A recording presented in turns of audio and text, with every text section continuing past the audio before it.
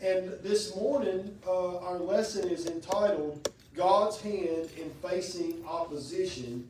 And the point of our lesson is that God is more powerful than those who oppose us.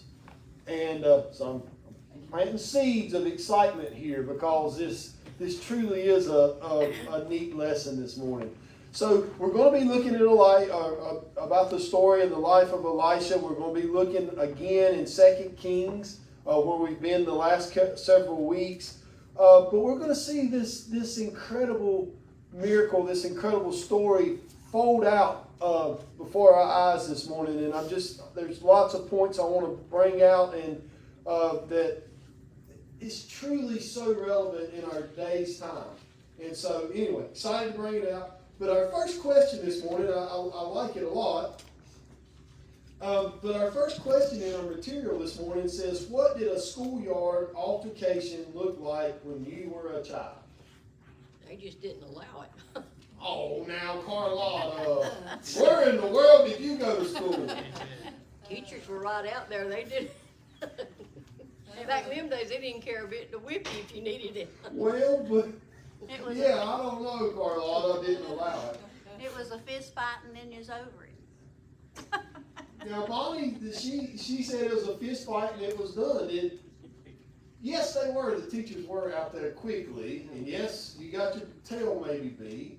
That happened, but they did happen though, right? A little bit, not as much as that goes on there. But I want to argue different, Carlotta, a little bit. You were involved in a lot of those problems. No, I was several. I don't remember any. Really? I mean, we were taught respect I think it depends and on if fear. it's girls or boys. If girls fighting or boys fighting, that's different. Maybe that's a very valid point, isn't it? Because I can't think of a single time girls fought. Oh, I feel like girls fought way more than boys. Now or then? Then, That was in probably a school. lot of hair pulling. Yeah. If it was girls. I was gonna say, they wait till middle school. Say that again, Susan. They wait till middle school. Middle school, yeah, I'm thinking more of middle school and high school. I don't remember much of anything in elementary school, but Yeah. It's on. one of my favorite memories of high school, well, not favorite memories, but when it came to this subject, my best friend Jimmy Deaney, I'll never forget, one day at lunch, he come up, he said, Jason, here's my books, take them to the next class. He said, I'm gonna be in the office for a while.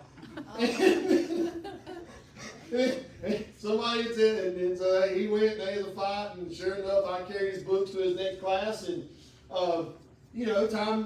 the time the next class was over, he was out of the principal's office, and everything was done. That's kind of my memories, because the same thing happened to me on several occasions. And I want to argue the difference, though, as the Sunday school material brought this up. It's opened the door. But in some ways, I feel like a lot of the issues that you have in schools and with young people now is that they don't allow them to fight. Well, what If got me you, was my junior and senior year in high school, we got a new principal, and he had just come out of a military academy. So, very strict, very strict. I don't know. That's just my opinion. I know when I was in high school and middle school, if we got in a fight, we got sent to the principal office, we wobbled and got paddled. Did you have an electric paddle? No, Ours did. an electric paddle. I've already told the boys about that. Oh my gosh.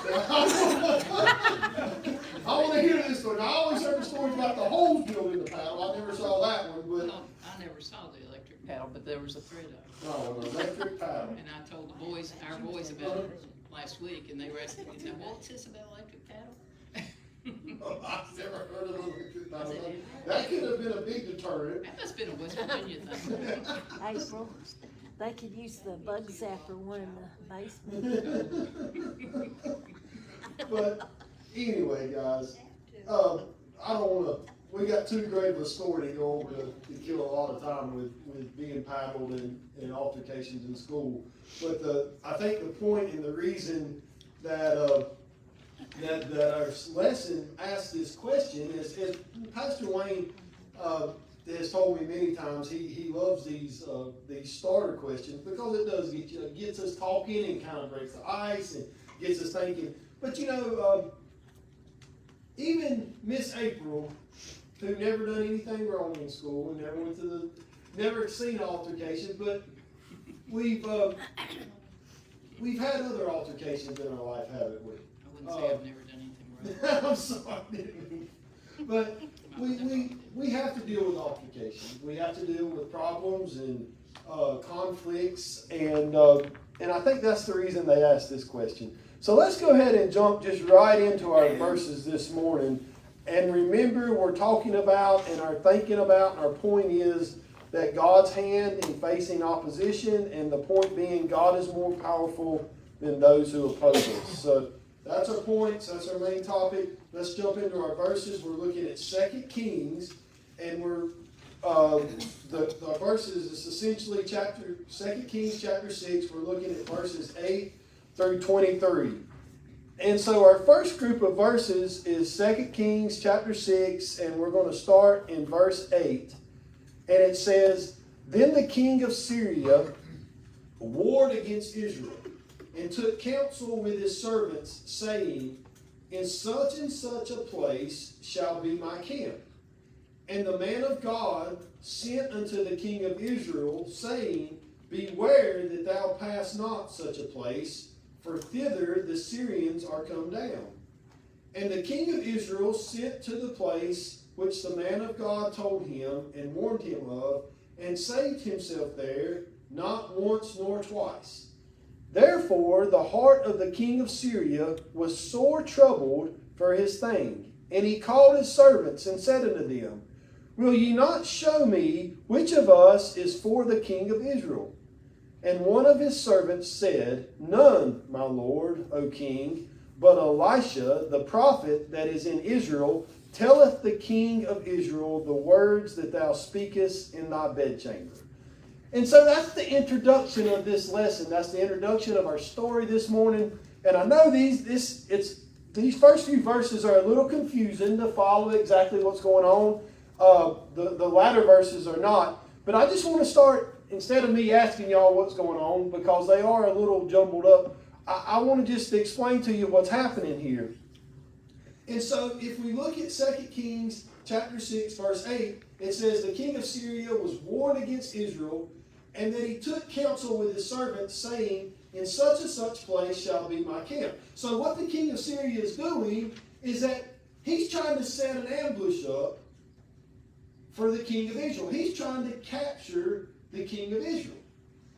And so he's moving at different locations in an attempt to capture the king of Israel, to capture his army, if you're warned against another nation and you capture the king, what have you done? Game's over. The game's over. How many of us ever, talking about schoolyard altercations, have we ever played that game? Capture the flag. That was the whole point of the game, is that if you captured the flag, the game's over. So that's what Syria is attempting to do. The king of Syria is attempting to strategically place his army in places that they could capture the king of Israel. So that's what's happening. But there's a problem. Because if you look, I love the way it took me a minute to grasp this, but in verse 8, it says that the king of Syria told his servants, saying, In such and such a place shall be my camp. So it's kind of like it's saying this is a hush-hush matter. This is top secret. Don't let it out. In this such and such place, let's set up an ambush. Well, that didn't work. So then he would say, okay, in this such and such place, set up an ambush. I think the author of Kings strategically wrote this that way to make it clear that, this was top secret information. He wasn't saying an exact, precise point, because that would be giving away confidential information. So he says, no, this such and such place we're going to try and ambush. This such and such place we're going to try to ambush. And so that's what they're doing. Syria is trying to capture the king. And then in verse 9 it says, And the man of God, being Elisha, sent unto the king of Israel, saying, beware that thou pass not such a place, for thither the Syrians are come down. So what was Elisha doing? He was warning him. He would say, look, king, don't go by here. Look, king, don't go by there.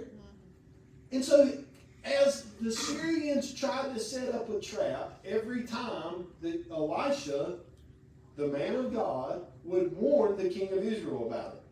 And then in verse 10, and it says, and the king of Israel sent to the place which the man of God told him and warned him, and saved himself there, not once nor twice.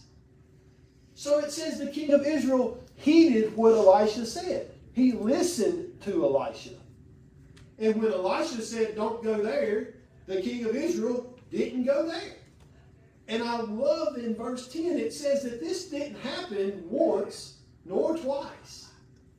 I take from that, this was multiple occasions that the king of Israel heeded Elisha's warning and therefore avoided an altercation, avoided being captured. And then we see in verse 11, it says, therefore the heart of the king of Syria was sore troubled for this thing. And he called his servants and said unto him, will you not show me which of us is for the king of Israel? So why is the king of Syria's heart troubled? I think somebody's ratting him out. He thinks he's got a traitor in the midst.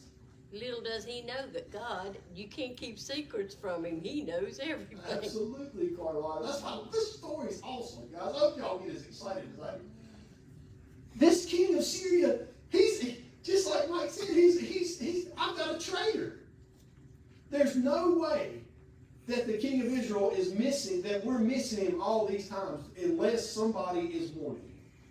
Little did he know he was his own traitor. That's exactly right, Carlisle. It's so exciting. And so it's vexing the king of Syria. And so he asked his servants in verse 12, he says, and one of his servants said, none, Lord, or my Lord, O king, but Elisha, the prophet that is in Israel, telleth the king of Israel the words that thou speakest in thy bedchamber. So what's the king of Syria's servant's response? It ain't us. There's not a traitor here, but how is the king of Israel knowing everything? Elisha is telling him. Elisha's telling him, and his servant says, it ain't only about this war plans, but if you have a thought in your bedchamber, the God of Elisha is telling him that. And he's then relayed it to the king of Israel. Wow. So if you're the king of Syria, what would be the logical response? Let's get Elisha. Yeah, that's exactly right. We've got to take care of this problem.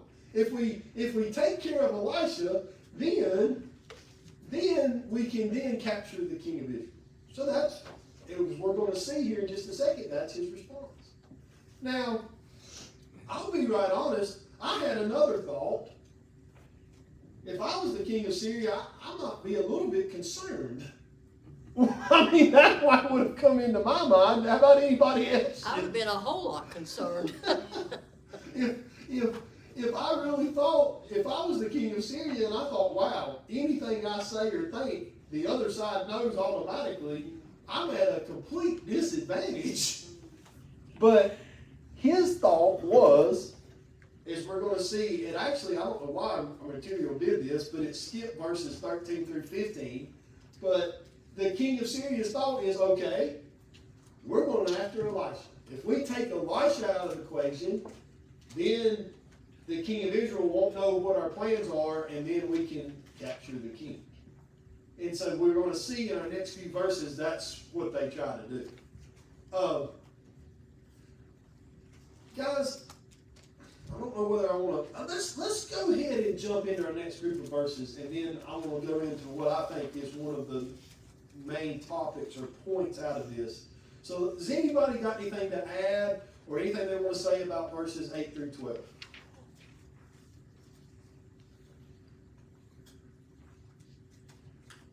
All right, let's jump right ahead, and we're gonna spend some time talking after we read our next group of verses. So, our next group of verses are 2 Kings chapter 6, verses 15 through 17. And I've already alluded to the fact that we're skipping 2 verses there, but in verses 13 and 14, what the king of Syria does is he says, okay, we're going to capture Elisha. And he sends his army to where Elisha's at with the intent of capturing him and taking Elisha out of the equation. So that's what happens in verses 13 and 14. So now we're picking up in 2 Kings chapter 6, verses 15 through 17. And so verse 15 says, "And when the servant of the man of God was risen early and gone forth, behold, a host compassed the city, both with horses and chariots. And his servant said unto him, Alas, my master, how shall we do? And he answered, Fear not, for they that be with us are more than they that be with them. And Elisha prayed and said, Lord, I pray thee, open his eyes, that he may see. And the Lord opened the eyes of the young man, and he saw, and behold, the mountain was full of horses and chariots of fire around Elisha." And so what we see happening in verse 15 is that the king of Syria has sent his army to capture this one man. You know, Elisha didn't have an army. He didn't need one. He didn't need one. He had the mightiest army ever. Absolutely. But now, when we look at, y'all are so right. But when you look at verse 15, the very first part of this context isn't about Elisha, it's about Elisha's servant. Mm-hmm. And you see Elisha's servant standing there. He walks out, can you imagine you get out of your tent that morning, get out of your home, you walk out, the sun's coming up, and you look, and there's this huge army encompassed you. And he was scared. Does that make sense to everybody? Would y'all be scared too? I would probably be scared.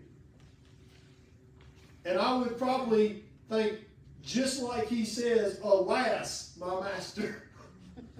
That's probably a really good idea of what I would think. Alas, my master, how shall we do? What shall we do? We are in deep trouble now. That was Elisha's servant's response.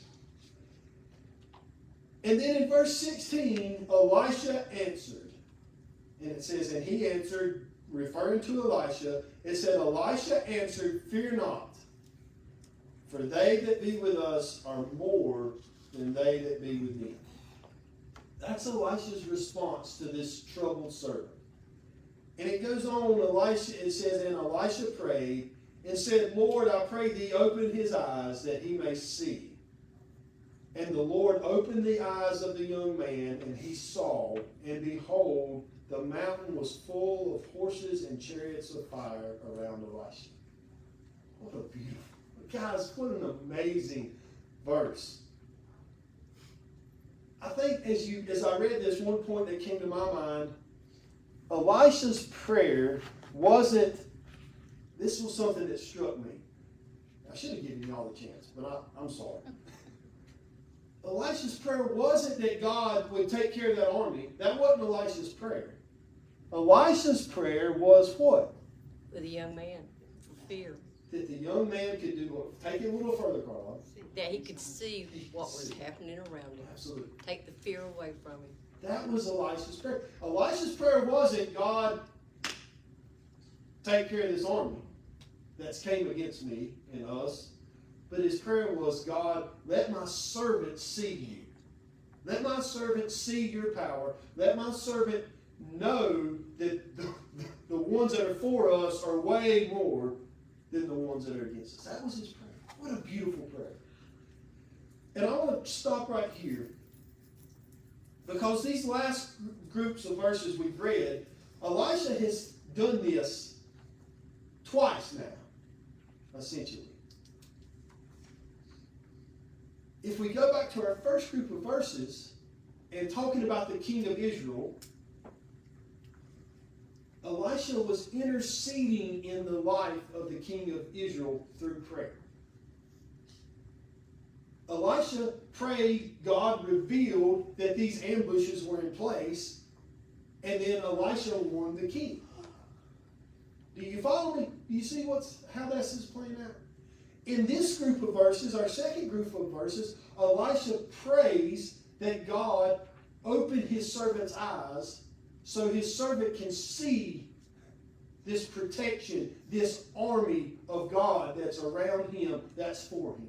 He's interceding in these men's life, in these people's life, by praying for them. And having that relationship with God to reveal, asking God to reveal himself to them.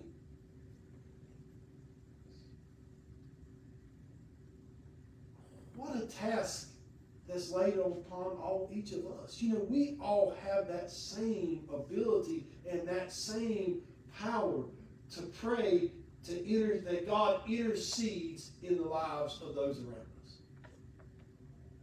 That they might see God. I believe they will see. I believe they will see. I believe the same power that was laid upon Elisha, we each have that power upon us. To pray for others. To ask God to intercede in the life. To ask God to be there. To ask God to work. I wish Michael was here this morning. What a testament right there, right? What a testament of a man that was given a death sentence, Lonnie, in December? And he's still here, and Michael sees the presence of God. He sees that same army in chariots surrounding him. We have that ability if we'll take it and choose to be a part of people's lives, our friends' lives, those around us' lives through prayer. I think that's a key takeaway on these verses too, because Elisha could have prayed way different. He could have said, like I said, Lord, there's an army surrounding us. Take care of this army. My servant's scared. But instead, his prayer was, Lord, let my servant see you. Let my servant feel your presence. Let my servant know you're there. That was his prayer. And God did. He opened his servant's eyes to see God around him. Jason, the one thing in that verse 16 says, fear not. That's the one thing God asked each and every one of us to do, not to fear. Absolutely. Or not to fear anything. I was debating as we go through this point. You know, some of us know people that really seem like nothing phases them. Y'all know people like that? That just, it doesn't matter what comes. They just, no problem. No problem. I'll take care of that. Take care of that. You know, I think we can each be more that way by realizing this same army of chariots of fire surround us. Each one of us every day. Do we believe that? I believe that. I really believe that. And if I really believe that, that next time that altercation comes, hopefully it isn't a war or a fight. Maybe it's that relationship. Maybe it's that, oh my gosh, I had a week at work. Y'all want to hear about it? It's just, it was one phone call after the other. But you know, God, that chariots of fire is around me then too, right? I believe it. I believe it's around each of you. And so therefore, if Marty and Heather call me and say they're dealing with something, my prayer could be, Lord, reveal that army that's around them. Open their eyes that they can see it. Would that make a difference in their life? Would that not make more of a difference in their life than the prayer, Lord, fix it for them? Takes the fear away. You know, so many times we get so caught up in, Lord, I have this issue, please fix it. Does anybody else pray that way or just me? Don't raise your hands. But I do. I say, Lord, I've got this issue. I've got this issue. I've got this issue. Lord, please take care of this issue. Please work in this issue. What about praying that, Lord, just let me see that you're there and you're in control. And this issue is just part of life and it's going to be okay. Do you see the difference there? You know, we've never been promised. We can go way out on a tangent. As Christians, Christ never promised easy. He never promised everything's going to work out. He never promised anything other than He was there for us. And He would be there for us. And that He loved us, and He loved us so much that He would give His life for us. That's the only promise we got. But yet sometimes I get entitled. Lord, I'm doing everything I'm supposed to do. I'm doing it right. I'm trying my best doing it right.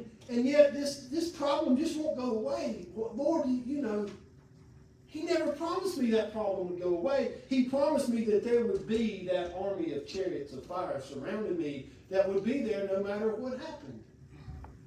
We get so confused sometimes that way.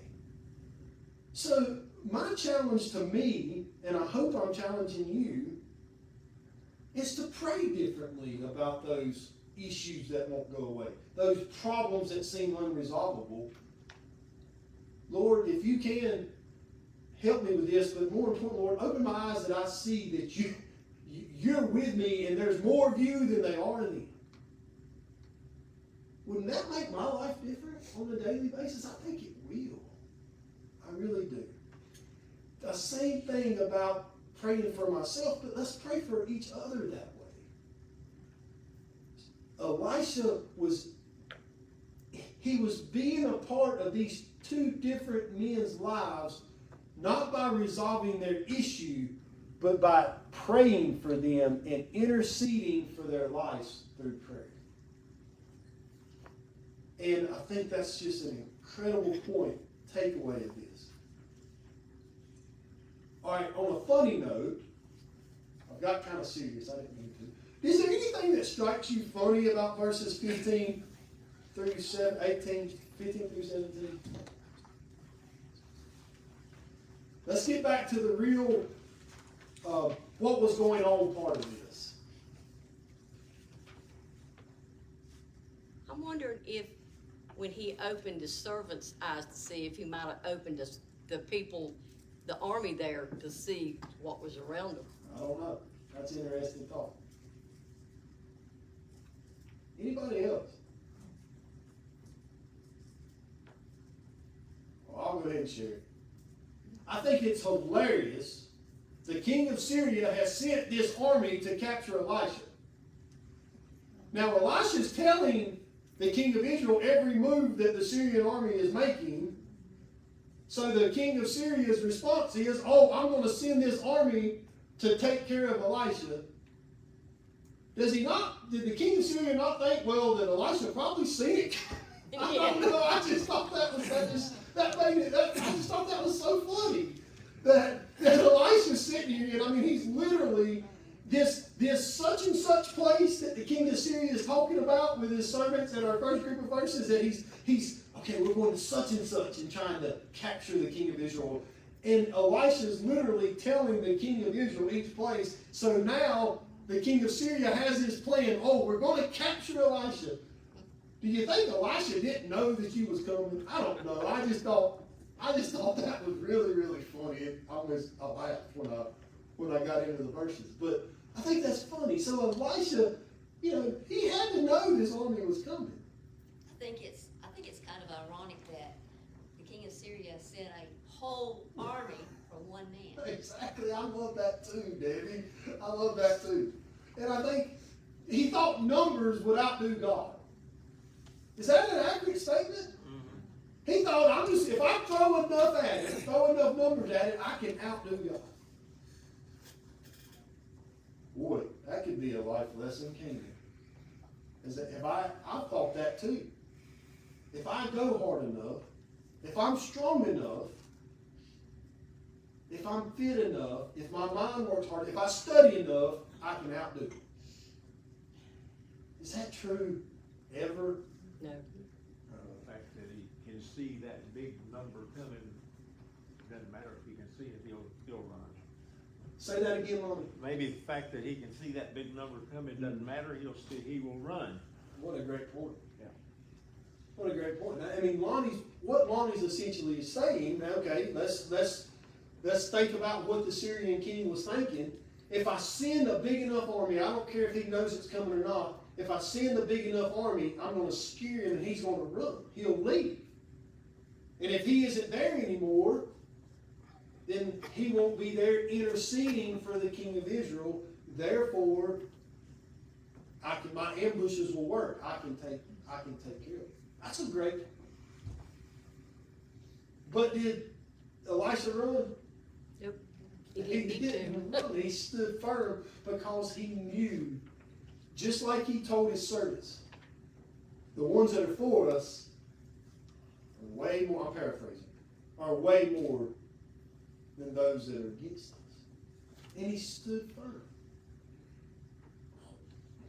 We could really run that a long time, guys.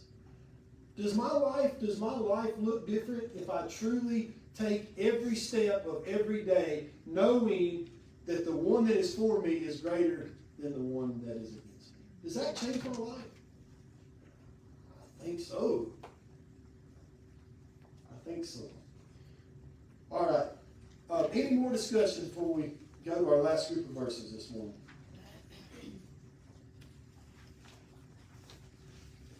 And so now, to conclude our lesson this morning, we're looking at following straight along 2 Kings chapter 6, verses 18 through 23. And verse 18 says, "And when they came down to him, Elisha prayed unto the Lord and said, Smite this people, I pray thee, with blindness. And he smote them with blindness, according to the word of Elisha. And Elisha said unto them, This is not the way, neither is this the city. Follow me, and I will bring you to the man whom you seek. But he led them to Samaria. And it came to pass, when they were come into Samaria, that Elisha said, Lord, open the eyes of these men, and they may see. And the Lord opened their eyes, and they saw, and behold, they were in the midst of Samaria. And the king of Israel said unto Elisha, when he saw them, My father, shall I smite them? Shall I smite them? And he answered, Thou shalt not smite them. Wouldest thou smite those whom thou hast taken captive with the sword and with thy bow? Set bread and water before them, that they may eat and drink, and go to their master. And he prepared a great provision for them. And when they had eaten and drunk, he sent them away, and they went to their master. So the bands of Syria came no more into the land of Israel." So, short on time, Elisha prayed that this Syrian army would go blind. And they went blind. And so, once they went blind, Elisha just went up to them and he said, Wait a minute, y'all are in the wrong place. Here, follow me. I'm going to take you to where you're supposed to be. And so that's what, if you're all of a sudden instantly blind, and then there's somebody willing to take you to where you're supposed to be, you would probably follow. And that's exactly what happened. This army follows Elisha, and he takes them right into Samaria, right to the king of Israel, right in the midst of the Israel army. And then he says, Lord, open their eyes. And he opens this army's eyes, and here they are. Completely surrounded by the army that they were hoping to someday overcome. It's pretty miraculous, right? Pretty miraculous. God's provision, his hand, his protection, his being there was miraculous. I guarantee if I go around the room right now, I can ask, and most everyone in here can give an example of when God showed up. When he showed up. When he was there. And there's no other explanation other than that God was there. You know, I've mentioned it many times in Sunday school. And even we could go back to last week's Sunday school lesson. Let's do that, okay, before I get in. Let's go back to last week's lesson. We were talking about Naaman last week. How that Naaman was healed of his leprosy. And his request was, after he was healed, he offered all this. He wanted to give Elisha all these golds and riches, and Elisha turned it all down. And then his only request was that he could get some dirt. 2 mules worth, all the dirt that 2 mules could carry, so that Naaman could take it back to his home and use that dirt to do what? Does anybody remember? I hope somebody. Thank you, somebody did. He wanted to use that dirt to make an altar so that he could remember. You know, that's what an altar is. It's to remember. That's what this is. It's to remember what God did for me. And so Naaman used this dirt to make an altar to remember. My challenge has always been for myself, but it is for y'all too. Those times when God moved and it could be nothing but God. The only reason I'm still here, the only reason I made it through was because God had to be there. Make ourselves an altar. It ain't got to be a pile of dirt. But it sure should be a memory. That when the next altercation, when that next problem arises, that I remember that God got me through that one, he's going to get me through this one. That there are more. Go ahead. Next altercation. I like that. April said the next altercation. I love that. That's great, April. Queen of puns there this morning. So anyway, guys, a challenge for each of us. Use those moments to remember, to make that altar in our heart, so that the next time I remember that there's more of God than there is of those opposing us. You know, it goes back to Romans as I was studying. I mean, the verse in Romans, you know, God actually says, I am for you. No one can be against you. And if we remember that, it carries us a long ways to that next one, to that next one, to that next one.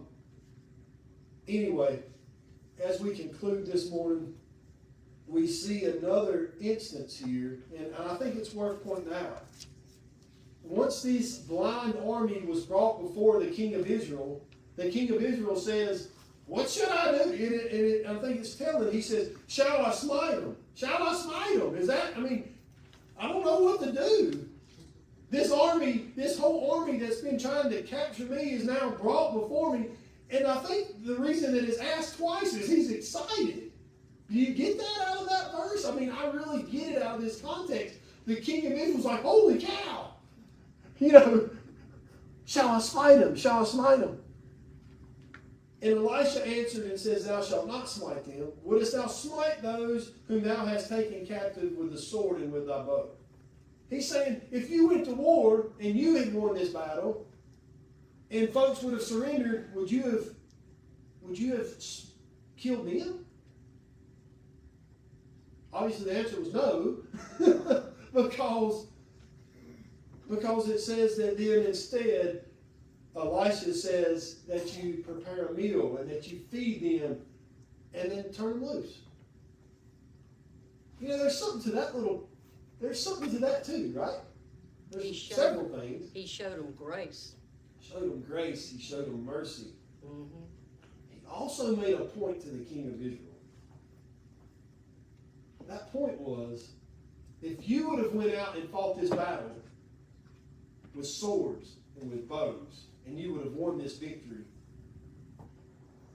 Those ones that surrendered, you would have handled. You would have never thought about. Obviously, he knew the heart of this king. He said you would have never thought about killing those that surrendered.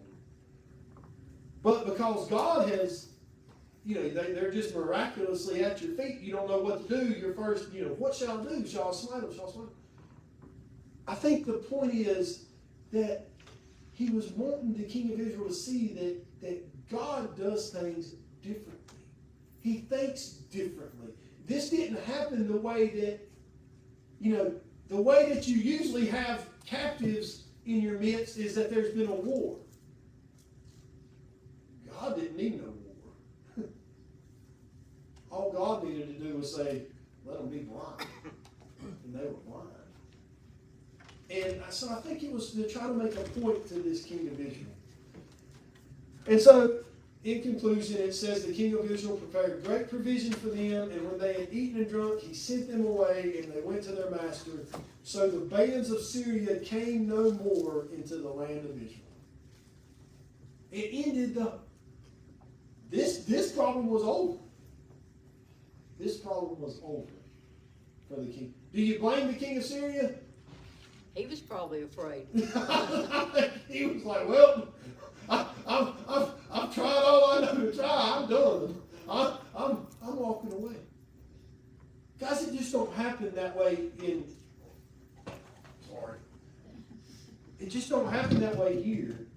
It happens that way in our lives too.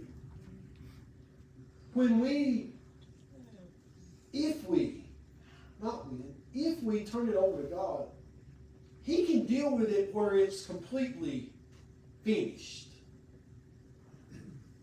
When I try to do it myself, guess what? Didn't work. I might fix it for a day. I might fix it for a week. But a lot of times it's something that I struggle with, and I struggle with, and I struggle with, until I humble myself and say, Lord, I'm turning it to you. He can take care of it where it's finished. We just got to remember when we do that, it's not pick it back up and try to do it again. No, that's a great point. Guys, that's all I've got this morning. I hope you all enjoyed this lesson, these verses, as much as I did preparing and studying about them this week. But anybody have any discussion before we close? I hope everyone's read the rest of the lesson that's about God's sovereignty. It brings a lot of good points.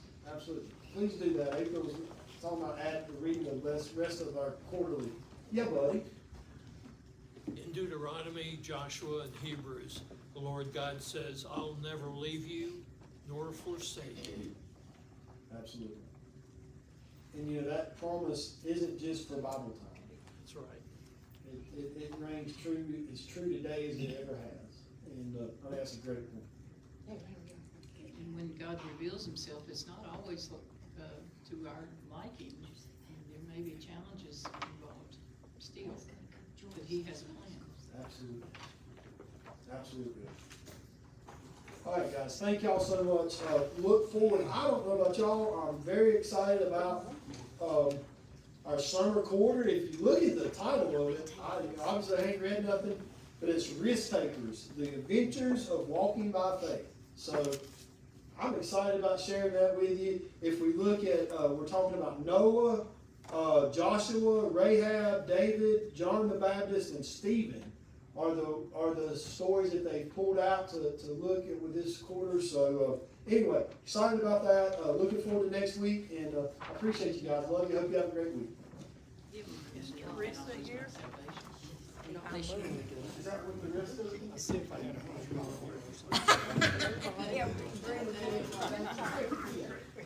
Usually do. Thank you. $300 bill in here too. Yeah,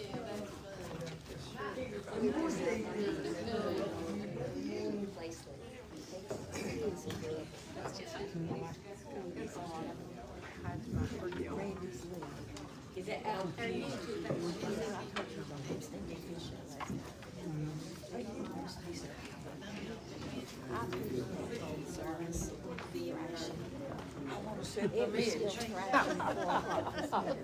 You're doing okay? Pretty good. Thank Get my lawnmower running, so I got grass up to my hips. Sonny told me I should have taken my fish tank. I still got my lawnmower running, so I got grass up to my hips. I run myself all day yesterday. You got an old bit. Bonnie took it.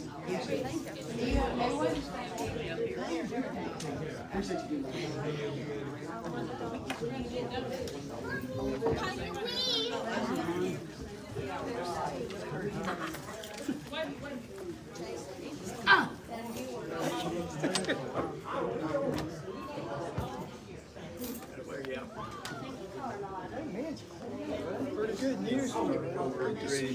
Ready to start.